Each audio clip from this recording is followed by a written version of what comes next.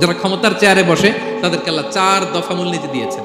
আল্লাযীনা মাক্কান্নাহুম ফিল আরদি আকামুস সালাতা ওয়া আতাউজ যাকাতা ওয়া আমারু বিল মা'রুফি ওয়া নাহাউ আনিল মুনকার ওয়ালিল্লাহি আকিবাতুল উমুর।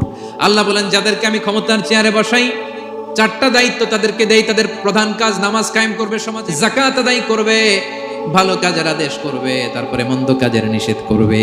ক্ষমতার চেয়ার যারা পায় তাদের জন্য মূলনীতি এটা। তো এরা তো করে না, আমাদের কি করতে হবে, ঠিক কিনা? ভালো কাজের আদেশ করতে হবে, মন্দ কাজের নিষেধ করতে। বিষ্ণু ইসলাম বললেন, মান রাআ মিনকুম মুনকারা, চোখ দিয়ে যে সমাজে খারাপ দেখে ফালিয়ুগাইয়িরহু বিয়াদি, সেজন্য হাত দিয়ে ঠেকিয়ে দেয়। হাত দিয়ে, ফাইন লাম ইয়াস্তাতি' ফাবিলিসানি, হাত দিয়ে না পারলে মুখ দিয়ে। কারণ আপনার অনেক সময় এরকম পরিস্থিতি নাও হতে পারে যে আপনার এত পাওয়ার নাই যে আপনি হাত দিয়ে থামাই দিবেন, এরকম হয় না? অক্ষম, আমি পারি না। তখন মুখ দিয়ে কিভাবে পরিবর্তন করবেন বলেন, নাসিহা করেন, কাউন্সিলিং করেন, জনমত গড়ে তোলেন।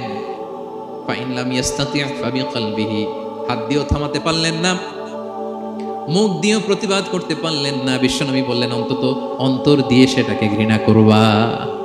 অন্তর দিয়ে ঘৃণা করো, অন্তর দিয়ে এটাকে পরিবর্তন করে দেওয়ার প্ল্যান করো, হৃদয়ে হৃদয়ে। ওয়াযালিকা আদাফুল ঈমান, এটা হচ্ছে ঈমানের সর্বনিম্ন স্তর। এর নিচেও যদি যান, মানে আপনার দিলেও লাগে না, বিষ্ণু বলে, তাহলে তোমার অন্তরে ঈমানের ছিটে ফোঁটা নাই। চিল্লা এখন, ঠিক কিনা? এজন্য ভালো কাজের আদেশ করো, মন্দ কাজের নিষেধ করো। নামাজের পরপর সাইয়েদনা লোকমান বললেন, বাবা নিজেই ভালো করো না, সমাজে ভালো ছড়িয়ে দাও।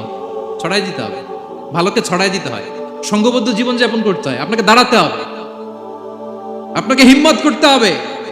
হিম্মতটাই হচ্ছে ইসমুল আযম, ইসমুল্লাহিল আযম।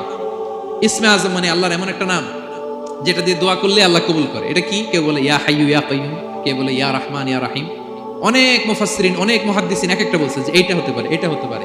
অনেকে বলছে হিম্মতটাই হচ্ছে ইসমে আযম। তুমি হিম্মত করে আল্লাহর কাছে চাও, গোটা দুনিয়া পাল্টে যাবে, ঠিক কি না? এজন্য সমাজের পরিবর্তনের জন্য আপনাকে আগে আসার দরকার আছে না নাই?